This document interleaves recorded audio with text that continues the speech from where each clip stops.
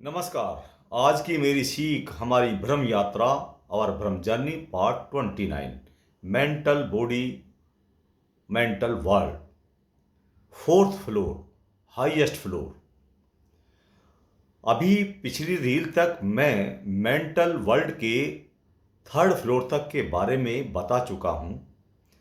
Third floor पर वे लोग आते हैं जिन्होंने अपने फिजिकल प्लेन और एस्ट्रल प्लेन में भक्ति के कार्य किए हैं और उनकी भक्ति एक एक्शन लेकर आई है।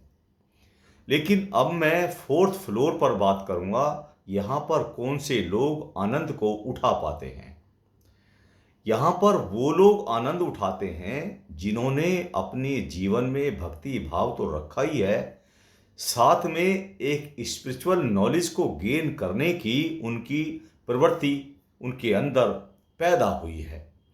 वो जवन समझना चाहते हैं कि यह संसार कैसे बना, मैं कौन हूँ, और उस स्पिरिचुअल ज्ञान को लेने के बाद उसको दूसरों को बांटते भी हैं।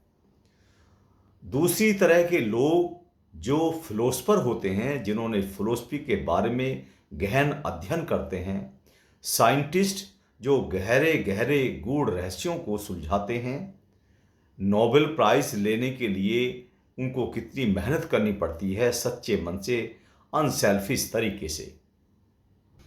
इस तल पर वो लोग भी आते हैं जैसे म्यूजिशियन, पेंटर, जो भूल जाते हैं कि हमारे काम की कोई बड़ाई करेगा, सराहना करेगा या नहीं करेगा।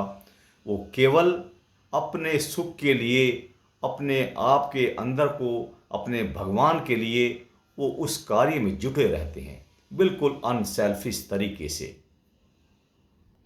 मैं मेंटल वर्ल्ड स्वर्ग लोक के बारे में थोड़ा सा एक्सप्लेन कर देता हूँ कि अभी चारों तलों पर जितने लोग रहते हैं यहाँ पर उनके वही कार्य फॉरवर्ड होते हैं जो उन्होंने अनसेल्फिश तरीके से किए हैं।